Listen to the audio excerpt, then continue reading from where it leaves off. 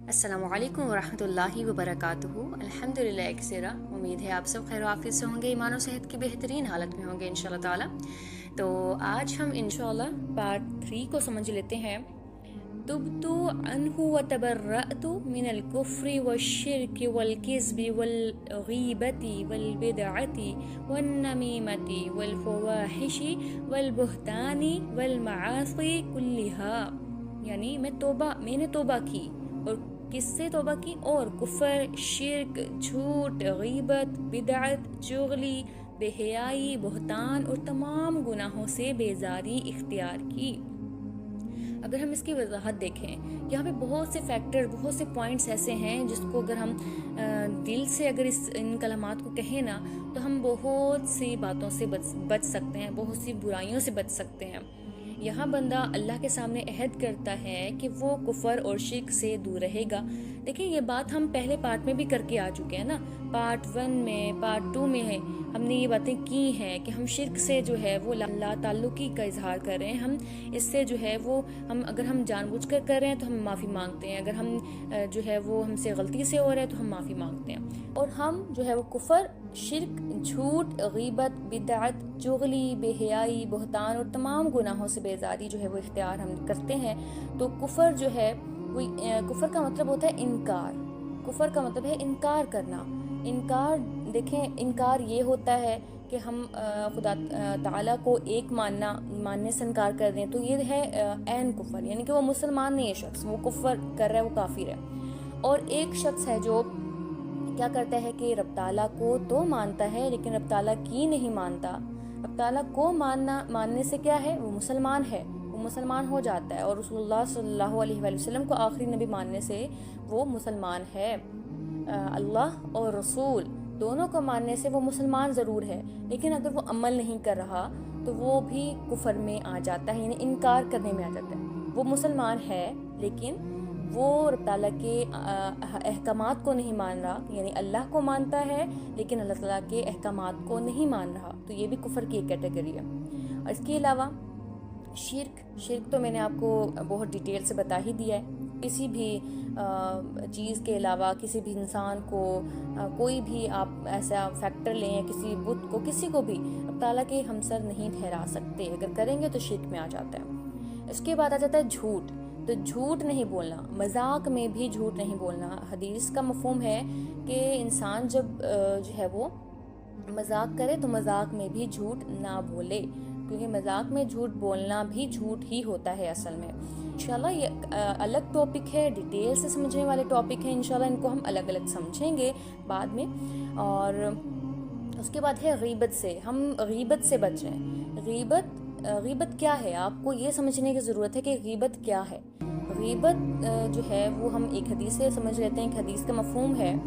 غیبت کے بارے میں صحابہ کرام نے جب رسول اللہ صلی اللہ علیہ وسلم سے سوال کیا تھا، کہ صحابہ کرام نے کہا کہ یا رسول اللہ، کہ جب ہم کسی کی جو ہے وہ کوئی ایسی بات کرتے ہیں جو یعنی اس کے اندر موجود ہے، وہ کمی، وہ خامی وہ اس کے اندر موجود ہے، تو کیا وہ بھی غیبت ہے؟ تو رسول اللہ صلی اللہ علیہ وآلہ وسلم نے فرمایا تھا کہ جو شخص کسی کی پیٹھ پیچھے برائی کرتا ہے وہ غیبت ہے، چاہے اس کے اندر وہ برائی ہو، اگر تو وہ برائی اس میں موجود ہے تو وہ غیبت ہے، اگر وہ برائی اس میں موجود نہیں ہے تو وہ بہتان ہے۔ تو یہاں سے ہمیں غیبت اور بہتان سمجھ میں آ جاتا ہے۔ تو کتنی باریکی سے اس بات کو سمجھنے کی ضرورت ہے کہ ہم کسی کے بارے میں کچھ بھی اپنے منہ سے کچھ بھی نکال دیتے ہیں اور پتہ نہیں کیا کچھ جو ہے وہ بولتے ہیں۔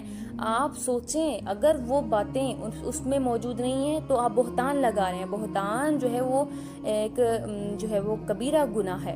اور اس کے ساتھ ہی غیبت اگر آپ کر رہے ہیں، غیبت یعنی اگر اس کے اندر وہ چیزیں برائی موجود ہیں تو آپ غیبت کر رہی ہیں۔ اور غیبت جو ہے وہ بالکل اسی طرح ہے، اس کے مترادف ہے کہ یعنی آپ اپنے بھائی کا جو ہے وہ گوشت کھائیں، نعوذ باللہ۔ تو غیبت سے بچنا جو ہے وہ بہت ضروری ہے۔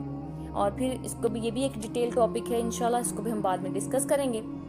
اس کے علاوہ ہم کرتے ہیں بدعت سے بیزاری کا اظہار۔ بدعت کیا ہوتی ہے؟ بدعت کا مطلب ہوتا ہے کہ جو باتیں اسلام میں نہیں ہیں ہم ان پر عمل کر رہے ہیں، یعنی ہم نے خود سے خود ساختہ اعمال نکال لیے ہیں، خود ساختہ اپنی طرف سے کہ اگر ہم یہ کریں گے تو ہمیں اجر ملے گا، حالانکہ قرآن و حدیث میں وہ کہیں سے ثابت نہیں ہے، لیکن ہم اپنی طرف سے کچھ نیا کرنے کو سوچ رہے ہوتے ہیں تو ہم بدعت سے بچ جائیں گے۔ ہم جب یہ کلمات کہتے ہیں تو ہم رب تعالیٰ کی پناہ میں آتے ہیں اور ہم کہتے ہیں کہ رب تعالیٰ ہم بدعت نہیں کریں گے، اور پھر ہمیں یہ چیزیں سمجھ میں آنا شروع ہو جاتی ہیں کہ کیا بدعت میں آتا ہے اور کیا بدعت میں نہیں آتا۔ تو اس طرح ہم جو یعنی سوشل گناہ ہیں، یہ سوشل ہو گئے ہیں نا بہت زیادہ، جھوٹ، غیبت، بدعت اور چغلی، ایک کی بات دوسرے کو جا کر کہنا اور اس طرح سے لڑائی جھگڑے ڈلوانا، یہ چغلی جو ہے ہو جاتی ہے۔ تو ان تمام سوشل برائیوں سے ہم بچ جاتے ہیں۔ بہتان لگانا میں نے سمجھا دیا آپ کو، بے حیائی، اس کے علاوہ اخلاقی برائی میں آتی ہے بے حیائی، فحاشی۔ تو ہم بے حیائی سے، فحاشی سے جو ہے وہ بیزاری اختیار کرنے کے جو ہے وہ اظہار کرتے ہیں، اور یہ اخلاقی برائیوں سے ہم بچ جائیں گے انشاءاللہ اگر ہم یہ کلمات دل سے سمجھ کر جو ہے وہ کہہ دیں اور اس پر پھر عمل بھی کریں۔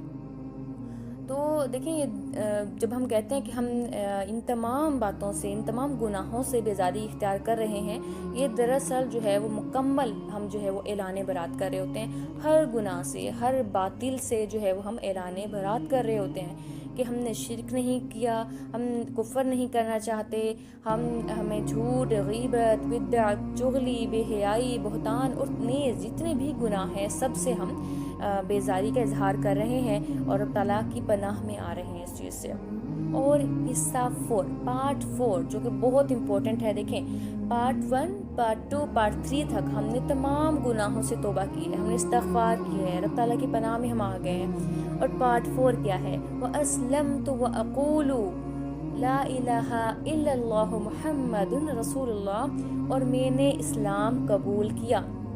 آپ سوچ سکتے ہیں کہ اگر آپ یہ تمام باتوں سے بچتی ہیں تو آپ دراصل یہ پھر نیکسٹ جو سٹیپ ہے یہ ہے کہ آپ اسلام قبول کریں، آپ دل سے کہہ رہے ہیں کہ ہم اسلام کے تمام احکامات کو مانیں گے، اور رسول اللہ صلی اللہ علیہ وآلہ وسلم نے ہمیں جو یعنی باتیں بتائی ہیں، جو عمل کرنے سے ہمیں روکا ہے جن اعمال سے، اور جو عمل کرنے کو کہا ہے وہ ہم کریں گے، تو کیا ہوتا ہے ہم اسلام قبول کریں، ہم دل سے اسلام قبول کریں۔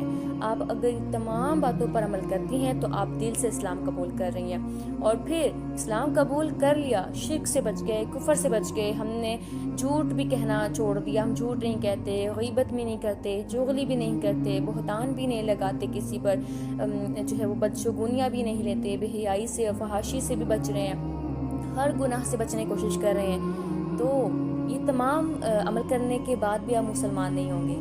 کیوں؟ کیونکہ دوسرا حصہ جو اس کا پارٹ 4 ہے نا، پارٹ 4 یہ بیسیکلی کلمہ طیبہ کا دوسرا حصہ ہے۔ رسول اللہ صلی اللہ علیہ وآلہ وسلم اللہ کے رسول ہیں، اس کو ماننا بہت ضروری ہے۔ جہاں پہ رب تعالیٰ کا ذکر ہوگا وہاں پہ رسول اللہ صلی اللہ علیہ وآلہ وسلم کا ذکر بھی ساتھ آتا ہے کہ رسول اللہ صلی اللہ علیہ وآلہ وسلم کو اللہ کا آخری نبی ماننا، رسول ماننا بہت ضروری ہے۔ تو جب ہم یہ دونوں باتیں عمل کرتے ہیں اس چیز پر، اللہ کی وحدانیت پر اور رسول اللہ کی رسالت پر، ان پر یقین رکھتے ہیں، تو ہم جو ہے وہ ایک پریکٹیکل مسلمان بن جاتے ہیں الحمدللہ۔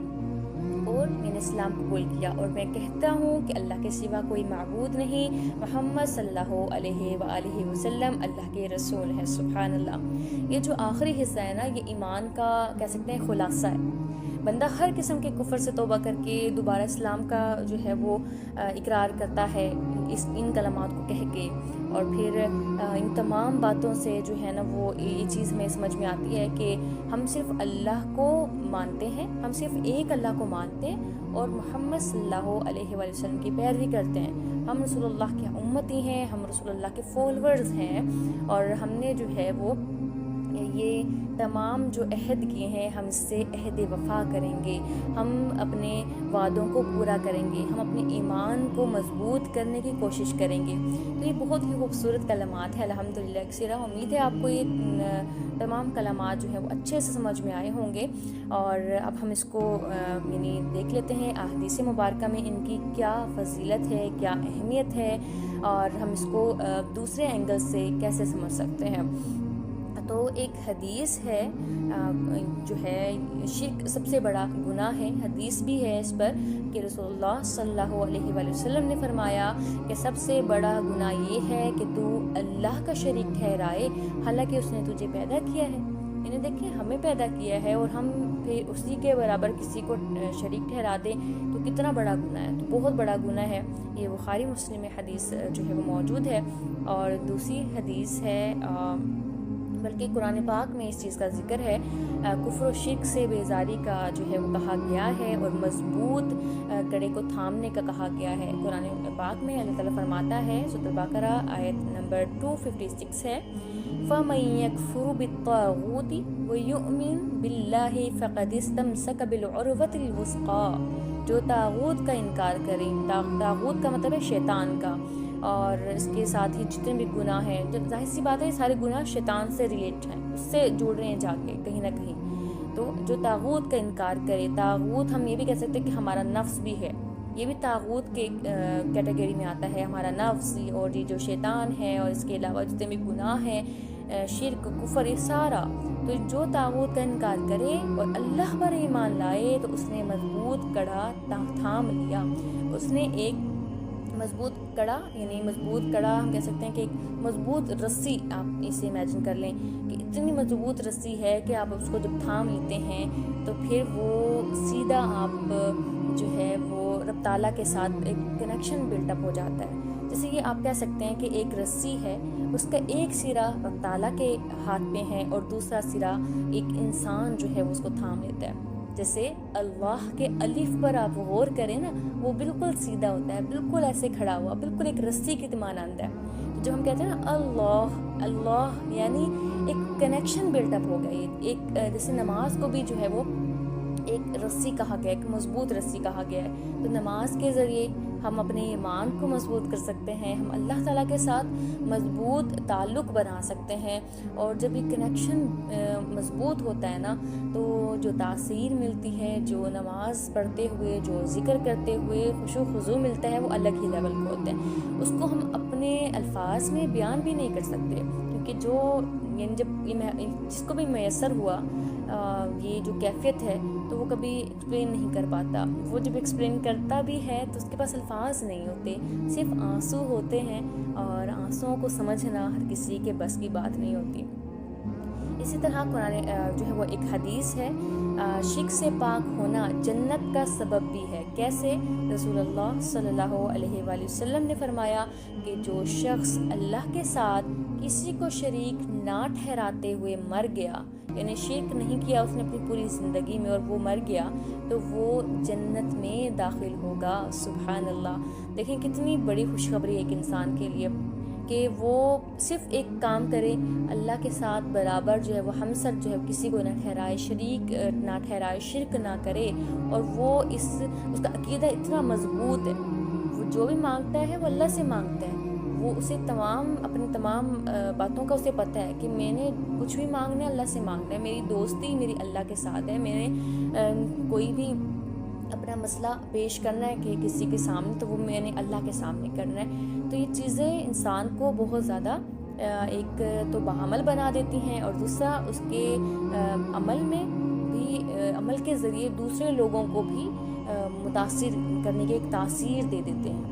اور جب وہ بات کرتا ہے تو اس کی بات کرنے کے انداز میں ایک تاثیر ہوتی ہے کہ دل میں اترتی ہے۔ سبحان اللہ، تو انسان کی بات کرنے کے انداز میں جو تاثیر آتی ہے وہ آتی ہے اس کے عمل کرنے سے، کہ ایک باعمل انسان جب کوئی بات کرتا ہے دین کی تو وہ بات دوسروں کے دل میں اترنا شروع ہو جاتی ہے۔ سبحان اللہ، تو دیکھیے بہت، اگر ہم اس کی ڈیٹیل میں جائیں تو بہت اس کے جو ہے وہ اہمیت ہمیں ملتی ہے۔ شرک سے بچنے کی کوشش کرنا ہے، میں نے کوشش کی ہے آپ کو سمجھا سکوں کہ ایک شرک جو ہے وہ خفی یعنی مخفی ہوتا ہے، چھپا ہوا ہوتا ہے، اور ایک ظاہر ہوتا ہے، تو ظاہر سے تو ہم بچ جاتے ہیں، ہم مخفی جو چھپا ہوا شرک ہے اس سے بچنے کی کوشش کریں۔ ہم ان تمام باتوں سے جو میں نے کچھ پوائنٹس کلیئر کرنے کی کوشش کی ہے تو ان سے آپ بچنے کی کوشش کریں، اور آپ کا اسائنمنٹ ورک میں آپ کو دے دیتی ہوں کہ آپ نے کرنا کیا ہے، آپ نے سرچ کرنا ہے کہ مخفی شرک کون کون سے ہیں، یعنی ہم جو چھپ کر ہمیں پتہ ہی نہیں ہے ہم سے ہو جاتے ہیں، ایسے کون سی بدشگونیاں ہیں، ایسے کون سی سپرسٹیشیس تھنگز ہیں جو ہم کر جاتے ہیں، یہ اس لیے کہ اگر آپ یعنی چیزیں پتہ ہوں گی تبھی آپ ان چیزوں سے محتاط رہیں گے، بچے رہیں گے. تو ہم اب اس کی جو ہے وہ پریکٹس کر لیتے ہیں ان کلمات کی. اللہم انی اعوذ بک من ان اشرک بک شیئا وانا اعلم بہ واستغفرک لما لا اعلم بہ تبت عنه وتبرأت من الكفر والشرك والكذب والغيبة والبدعة والنميمة والفواحش والبهتان والمعاصي كلها وأسلمت وأقول لا إله إلا الله محمد رسول الله. اللهم إني أعوذ بك من أن أشرك بك شيئا وأنا أعلم به وأستغفرك لما لا أعلم به تبت عنه وتبرأت من الكفر والشرك والكذب والغيبة والبدعة والنميمة والفواحش والبهتان والمعاصي كلها وأسلمت وأقول لا إله إلا الله محمد رسول الله.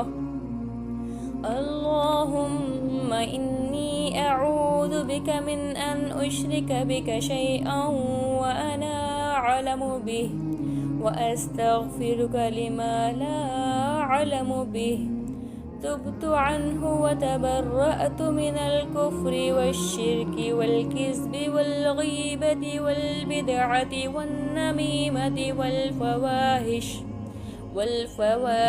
والبهتان والمعاصي كلها وأسلمت وأقول لا إله إلا الله محمد رسول اللہ. ترجمہ: اے اللہ، میں تیری پناہ مانگتا ہوں کہ میں کسی چیز کو تیرا شریک ٹھہراؤں جبکہ میں جانتا ہوں، اور جو میں نہیں جانتا اس پر تجھ سے معافی مانگتا ہوں. میں نے توبہ کی، کفر، شرک، جھوٹ، غیبت، بدعت، چغلی، بے حیائی، بہتان اور سب گناہوں سے برات کا اظہار کیا. میں نے اسلام قبول کیا اور اقرار کیا کہ اللہ کے سوا کوئی معبود نہیں اور محمد صلی اللہ علیہ وآلہ وسلم اللہ کے رسول ہیں. او اللہ, I seek refuge in you from associating anything with you knowingly, and I ask forgiveness for what I do unknowingly. I repent and I renounce disbelief, polytheism, lies, backbiting, innovation, slander, immorality, falsehood, and all sins. And I submit to Islam and declare that there is no God except Allah, and Muhammad sallallahu alaihi wasallam is the messenger of Allah. الحمدللہ سرا. تو اب ہم آ جاتے ہیں کہ آپ کا ٹاسک ہے, آپ نے کرنا کیا ہے. آپ نے کلمہ رد کفر کو کے مختلف حصوں کو اچھے سے یاد کرنا ہے اور ان حصوں کے جو مفہوم ہے اس کو سمجھنا ہے, اس کا اصل مطلب سمجھنے کی کوشش کرنی ہے, اور روزانہ کم از کم آپ نے 5 بار یہ کلمہ جو ہے وہ دہرانا ہے, اس کی مشق کرنی ہے اچھے سے, تاکہ یہ کلمات آپ کی زبان پر جو ہے وہ آ جائیں اور آپ کو اچھے طریقے سے یہ چیزیں یاد ہو جائیں, یہ کلمات آپ کو اچھے طریقے سے یاد ہو جائیں, اور اس سے انشاءاللہ آپ کے اعمال بھی بدلیں گے. اور جب آپ ان باتوں پر جو ہے وہ دل سے یقین کریں گی تو اور توکل کریں گی, اور اس کے ساتھ ہی آپ جو یعنی اس پر ایمان لے کر آئیں گی, تو یہ کلمات آپ کے اعمال کو بھی چینج کر دے گا انشاءاللہ تعالی. تو آپ نے کلمہ رد کفر کو یاد کرنا ہے. نمبر 2, روزانہ کم از کم اس کی 5 بار آپ نے کلمے کو پڑھنا ہے, دہرانا ہے, مشق کرنی ہے. اور اگر آپ کو ان تمام جو ہے وہ کلمات سے جو بھی آپ کا لرننگ پوائنٹ ہے, آپ کو کچھ بھی سیکھنے کو ملا ہے, وہ آپ نے لازمی شیئر کرنا ہے, تاکہ دوسرے لوگ بھی آپ سے جڑیں اور دوسرے لوگ بھی آپ کے ایکسپیرئنس سے جو ہے وہ فائدہ اٹھائیں. تو آج الحمدللہ اکسرا ہمارا جو ہے وہ دی کلمات اینڈ ایمان سیریز کے جو پارٹ 1 ہے وہ مکمل ہو چکا ہے. ہمارے 6 کلمے جو ہے وہ مکمل ہو چکے ہیں. کلمہ طیبہ، کلمہ شہادت، کلمہ تمجید، کلمہ توحید، کلمہ استغفار اور کلمہ رد کفر.